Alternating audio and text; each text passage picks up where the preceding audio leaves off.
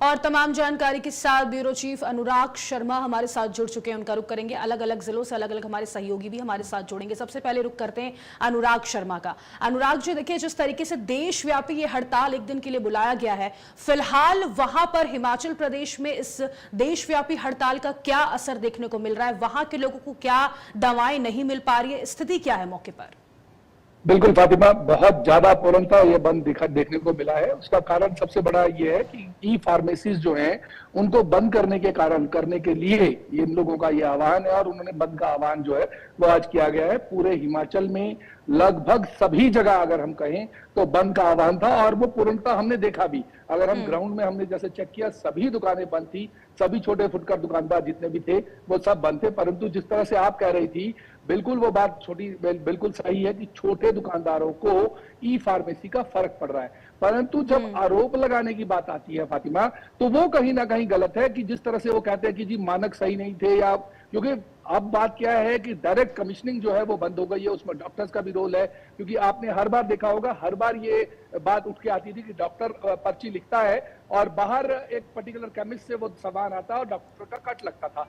इसी वजह से सरकार ने इस चीज को रोकने के लिए कहीं ना कहीं इस तरह का अरेंजमेंट जो था वो पूरे सिस्टम में किया था कि ई फार्मेसी के थ्रू जो है बाकी जो कालाबाजारी है या रेट की जो है वो ज्यादा कमीशन के लिए डॉक्टर्स की जो पर्चियां लिखी जाती है उस पर जो था अंकुश लगाने के लिए ये काम किया गया था। परंतु कहीं ना कहीं इससे छोटे दुकानदार को भी नुकसान जो है वो हो रहा है, जिसके कारण जो है ये आज इन्होंने बंद का आह्वान किया था। और हमने पूरे हिमाचल में अगर हम बात करें, लगभग सभी दुकानें हमने बंद देखी। जैसे आईजीएमसी शिमला में भी हमने देखा, बहुत लोगों को इस बात का लिए जो है वो बहुत परेशानी का सामना करना पड़ा। कुछ लोगों ने, बल्कि कुछ दुकानदारों ने जबरदस्ती उनसे खुलवा करके, बहुत अर्जेंसी है, उन्होंने उनसे दवाइयां ले पाई है। परंतु जब ऐसी स्थितियां, क्योंकि ये एक बहुत इंपॉर्टेंट दुकान जो है ये होती है, आपको खाना मिले ना मिले, पानी जैसे समस्या है, पानी अगर एक दिन नहीं मिलेगा तो चलेगा, परंतु अगर एक घंटे बाद दवाई नहीं मिलेगी तो वो आदमी के लिए जीवन और मरण का प्रश्न हो सकता है। इस वजह से ये दवाइयां जो उसके ऊपर जो है सरकार को भी रोक लगानी चाहिए कि कम से कम ऐसी एक या दो दुकानें ऐसी जरूर होनी चाहिए जहां पर जाकर दुकान में दवाई। ठीक है, बने रहिए आप हमारे साथ। अनुराग, कुल्लू से हमारे सहयोगी प्रिया भी हमारे साथ जुड़ चुकी है, उनका रुख करेंगे। प्रिया, सबसे पहले आप हमारे दर्शकों को यह समझाइए कि क्या कुछ प्रमुख मांगे हैं दवा व्यापारियों की, क्या उनका कहना है, सरकार से वो क्या मांग कर रहे हैं, और अगर वो मांगे नहीं मानी जाती है तो आगे भी क्या बंद इसी तरीके से बुलाया जाएगा?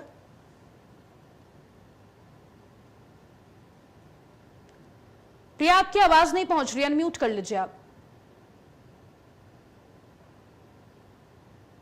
जी, all India organisation of chemist की आज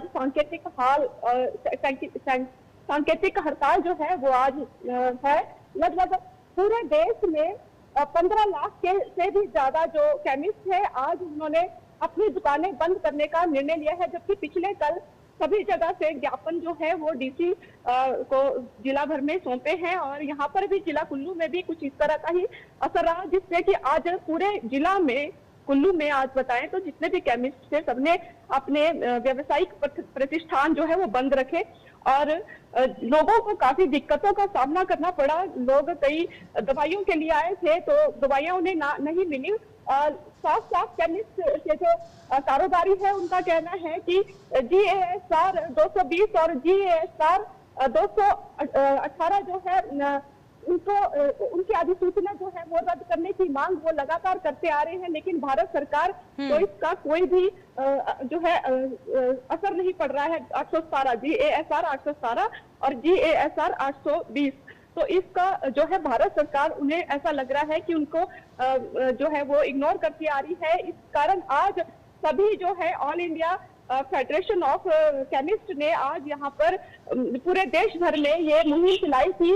उन्होंने अपने व्यावसायिक प्रतिष्ठान जो है वो बंद करने का निर्णय लिया, और साथ ही साथ उनका साफ तौर पर कहना है कि बिना पर्ची की दवाएं जो है वो ऑनलाइन लोगों को मिल रही है, जिससे अवैध रूप से नशे का कारोबार भी पनप रहा है। हालांकि उनका ये भी कहना, उन्होंने ये भी सिफारिश की कि कोविड के दौरान जो था उन्होंने फ्रंट जो है फ्रंट प्रदाता के रूप में उन्होंने अपनी सेवाएं दी थी, और फिर भी उसके बावजूद भी भारत सरकार का जो ये निर्णय है उनको ये, क्योंकि काफी ज्यादा ई फार्मेसी के कारण उनकी प्रतिष्ठानों को काफी नुकसान जो है वो पहुंच रहा है। लाखों केमिस्ट जो है, छोटे कारोबारी जो है वो उनके बिजनेस पर साफ साफ कर तौर पे उनका असर जो देखने को मिल रहा है। लोग ई फार्मेसी के जरिए जो है ज्यादा दवाई मंगवा रहे हैं, क्योंकि ई फार्मेसी का सबसे ज्यादा जो है लोगों को इस बहुत ही ज्यादा उनको आसानी है, सुविधा है, क्योंकि घर बैठे ही उन्हें दवाइयां जरूर मिल जाती है और साथ ही साथ वो थोड़ा सा रिबेट भी उन्हें दवाइयों के रूप में देते हैं, दवाइयों में उनको रिबेट भी देते हैं। तो लोग जो है उनकी पहली पसंद इस समय ई फार्मेसी बनी है। लेकिन केमिस्ट जो है, लोकल कारोबारी है, जो दवाइयों के व्यापार से जुड़े लोग हैं, उनको ये गवारा नहीं, क्योंकि उनका व्यापार जो है, उनका भी परिवार है, उनका कहना है कि उन पर भी इसका साफ तौर पर असर हो रहा है। तो आज इसी मुद्दे को लेकर सांकेतिक जो है आज हड़ताल केमिस्ट जो देश भर के 15 लाख केमिस्ट के उन्होंने पूरे समुदाय में आज यहाँ पे रखी। और बता दें, आप देख सकते हैं मेरे पीछे भी जो दुकान है वो बंद है और लोगों को काफी दिक्कतों का सामना पड़ा। लेकिन छोटे क्लिनिकों का लोगों को छोटे क्लिनिकों का सहारा लेना पड़ा, या फिर जो प्राइवेट अस्पताल है वहां पर जो मरीज है या फिर इमरजेंसी में लोग गए। हालांकि अस्पताल भी, सरकारी अस्पताल में भी इस समय इमरजेंसी की सेवाएं जो है वो इस समय चल रही है। ठीक है प्रिया, बहुत शुक्रिया है आपका हमारे साथ जुड़ने के लिए और तमाम जानकारी साझा करने के लिए। अनुराग, मैं आपका रुख करूंगी। देखिए, जो GSR 817 और GSR 220 का लगातार हवाला दिया जा रहा है, लगातार जो जिस तरीके से केंद्र सरकार ने नियम बनाया था, कहा जा रहा है यहाँ पर ड्रग्स व्यापारियों के द्वारा, दवा व्यापारियों के द्वारा कि जो ई फार्मेसी है वो इसका जो है पालन वो नहीं करती है। आखिर ये पूरा विवाद क्या है, जरा ये समझाइए दर्शकों को। देखिए फातिमा, सबसे बड़ी बात GSR रिकॉर्डिंग किधर होनी है? लाइव है। Hello, check. मेरी आवाज आ रही है? अनुराग, आवाज पहुंच रही है आपके पास? मेरा कहने का मतलब यह है कि भले ही कोई भी हवाला दिया जाए, बेसिकली सबसे बड़ी बात, जो इम्पोर्टेंट बात है वो ये है कि ई फार्मेसीज के खुलने की वजह से सीधा नुकसान जो है वो छोटे दुकानदारों को पड़ रहा है, जिसकी वजह से ये स्थितियां उत्पन्न हुई है। आज उन्होंने सांकेतिक नहीं था, ये पूरी तरह से ये था कि आज पूरा बंद का आह्वान रहा है और उसकी वजह से कहीं ना कहीं आम जनता को बहुत बड़ा नुकसान जो है वो झेलना पड़ा है। तो ये स्थितियां जो है बार बार उत्पन्न ना हो, इसके लिए प्रशासन को भी अवेयर रहना चाहिए। प्रशासन को यह देखना चाहिए कि कम से कम 2 या 4 दुकानें, क्योंकि अब जो आज का दिन था, तो आज का दिन अगर बंद हुआ तो प्राइवेट जितने भी डॉक्टर्स थे और जिन्होंने अपने प्राइवेट डॉक्टर्स ने अपने अंदर फार्मेसी घर में अपने उसमें रखी हुई थी, उन लोगों को सीधा फायदा हुआ, क्योंकि मजबूरन लोगों को सरकारी में जहां पर पर्चियां मिलती थी, उनको वो सारी दवाइयां जो है वो उन फार्मेसी से लेनी पड़ी जहां पर वो डॉक्टर्स ऑलरेडी पुराना अपना काम चला रहे हैं। परंतु अगर आप ओवरऑल स्थिति देखोगे तो कहीं ना कहीं ये बहुत नुकसानदेह है कि आप छोटी छोटी जरूरतों के लिए मूलभूत जो सुविधाएं हैं उनको बंद करने पर तुल जाते हैं, वो कहीं ना कहीं बहुत बुरी बात है। जी बिल्कुल, शशि भूषण भी हमारे साथ जुड़ चुके हैं धर्मशाला से, उनका रुख करूंगी। शशि भूषण, देखिए, मैं आपके पीछे देख पा रही हूँ कि तमाम जो मेडिकल की दुकानें हैं वो बंद हैं। वहां पर इस वक्त क्या स्थिति है? तमाम दुकानें बंद हैं या फिर छोटी मोटी दुकानें खुली हुई भी हैं? देखिए, धर्मशाला की मैं अगर बात करूँ तो धर्मशाला में आज तमाम मेडिकल स्टोर जो हैं, बड़े हैं, छोटे हैं, सभी स्टोर जो हैं बंद हैं। लेकिन एक बात थोड़ी सी रेमेडी देने वाली धर्मशाला के अंदर रही है कि जो सिविल सप्लाई की दुकान है, क्योंकि सरकार के अंदर चल रही है, वो 2-1 दुकानें खुली थी, लेकिन उसके बावजूद भी जो हमने यहाँ देखा तो मरीजों को यहाँ परेशानी का सामना हुआ, क्योंकि सिविल सप्लाई में सारी मेडिसिन जो है जो मरीजों के लिए होती हैं वो नहीं मिली। साथ ही साथ एक बात मैं आपको और बता दूं कि धर्मशाला के अंदर जो प्राइवेट डॉक्टर्स हैं वो भी बहुत कम है, तो 1 या 2 फार्मेसी ही प्राइवेट डॉक्टर्स की है, वहाँ पर भी जो है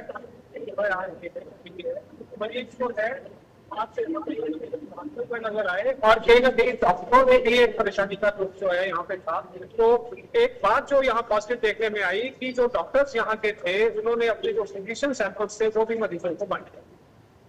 बिल्कुल अनुराग, देखिए, ऑनलाइन अगर दवाओं की बात कर ली जाए तो सबसे बड़ा जो नुकसान है, क्या वो गलत पर्ची भी मिल जाती है? नकली दवाओं का जो कारोबार है वो चरम पर था। ये भी मांग लगातार यहाँ पर की जा रही थी यहाँ पर दवाओं के व्यापारियों के द्वारा कि नकली दवाओं का जो कारोबार है वो ज्यादा बढ़ गया है जब से ई फार्मेसी संचालित हुई है। नहीं, देखिए फातिमा, ये केवल और केवल आरोप है। हालांकि आप जब कोई भी ई फार्मेसी से लेते हो तो डायरेक्ट कंपनी इन्वॉल्व होती है और कंपनी के थ्रू जो है वो दवाइयां आती है।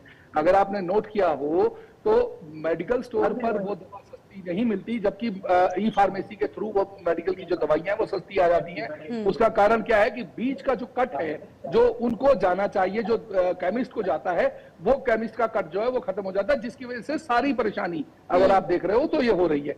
दूसरी बात ये है कि जो डॉक्टर्स का कट है, जो केमिस्ट और डॉक्टर के बीच का कट है, उसका भी नुकसान हो रहा है। तो कहीं ना कहीं डॉक्टर्स भी इन चीजों को प्रमोट कर रहे हैं कि क्यों इस तरह से हम लोगों को। आपने देखा होगा कि अगर जो उसकी जेनेरिक मेडिसिन हैं उनके लिए भी हमेशा जो है वो डॉक्टर्स भी कोई ज्यादा प्रमोट नहीं करते, जबकि उन दवाइयों का और नॉर्मल एथिकल दवाइयों की अगर हम बात करें तो उसमें कम से कम 15 से 30% तक, बल्कि कई बार तो ऐसा होता है 50-50, 60-60% का फर्क होता है। परंतु हमेशा ब्रांड नेम लेकर उनको दवाइयों को लिखा जाता है, कभी भी सॉल्ट नेम लेकर जो है वो दवाइयां नहीं लिखी जाती। उसका कारण ये है कि कंपनीज का सीधा कट जो है वो डॉक्टर्स को मिलता है, इस वजह से ब्रांड नेम को प्रमोट किया जाता है। इस अदरवाइज जेनेरिक दवाइयां जो है वो ज्यादा बेहतर रहती हैं, सस्ती भी रहती है। बहुत समझदार जो बहुत लोग हैं वो जेनेरिक दवाइयां भी लेते हैं। उसके लिए भी हमेशा हमने ये देखा है कि केमिस्ट जितने हैं उन लोगों का हमेशा ये आरोप रहता है। अब जो है वो ई फार्मेसी पे आ गया, क्योंकि कहीं ना कहीं ऐसा है कि इन लोगों को नुकसान हो रहा है। इस वजह से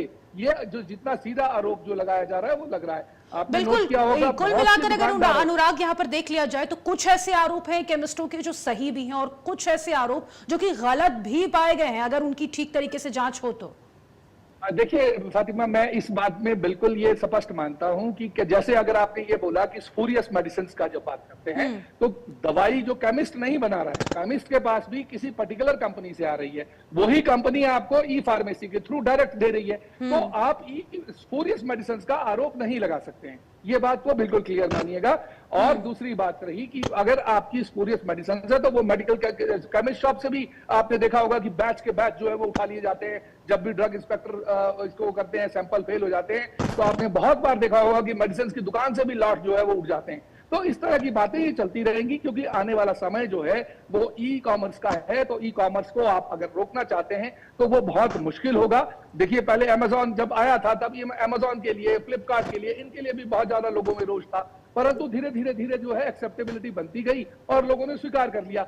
वैसा ही ई फार्मेसी के लिए है कि अभी लोगों को एक्सेप्ट नहीं हो रहा है। अभी धीरे धीरे समय आएगा कि लोग एक्सेप्ट कर लेंगे और लोगों को, हाँ, जिसको इमीडिएट दवाई चाहिए वो लोकल केमिस्ट से लेगा, परंतु जिसको पता है कि मैंने महीने की दवाई लेनी है और महीने की दवाई में अगर अगले 15 दिन बाद मैंने यूज करनी है और मैं आज मंगवा लेता हूं तो मुझे कोई आपत्ति नहीं है, और उसके साथ में अगर 30% का उसको बेनिफिट मिलता है तो मुझे लगता है कि कोई बुरी बात नहीं है, आम जनता को यह फायदा मिलना चाहिए। हालांकि मैं ये भी कहूंगा कि जितने भी केमिस्ट हैं उन लोगों को भी देखना चाहिए, उन लोगों के बारे में भी सोचना चाहिए कि किस तरह से इन मेडिसिन का आकलन किया जाए, कौन सी दवाइयां इनको देनी चाहिए, ताकि इन लोगों का भी जो रोजगार है उसको जो है वो बुरा असर ना पड़े। बिल्कुल शशि भूषण, आपका रुख करूंगी मैं। अगर सरकार से जो मांग की जा रही है केमिस्टों के द्वारा वो नहीं मानी जाती है तो आगे इस हड़ताल का और बड़ा रूप क्या हो सकता है? किस तरीके से केमिस्ट और ज्यादा आगे जाकर सरकार से अपनी मांग रखेंगे? अगर यहाँ पर आज के हड़ताल का कोई असर नहीं दिखता है तो आगे आने वाली तस्वीर क्या हो सकती है शशि भूषण?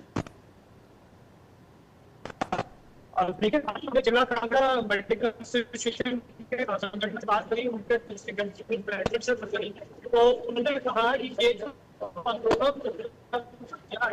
ये एक फैसला के तहत लिखा है, लेकिन आने वाले समय में फैसला चलेंगे। साथ ही साथ जब हमें ऑफर मालूम करने की कोशिश की तो उन्होंने कहा कि जो जरूरी दवाइयां हैं वो हम शुरू के माध्यम से देंगे, लेकिन चर्चा जो यहाँ पर मेडिकल है, जैसा कि अनुराग जी ने बताया कि वो लोग कुछ ऑनलाइन सिस्टम में भी कन्वर्जन की बात सोच रहे हैं। लोगों को जो दवाइयां हैं वो लोकल लेवल पर भी ऑनलाइन से जो है। ठीक है, आप दोनों का बहुत शुक्रिया हमारे साथ जुड़ने के लिए और तमाम जानकारी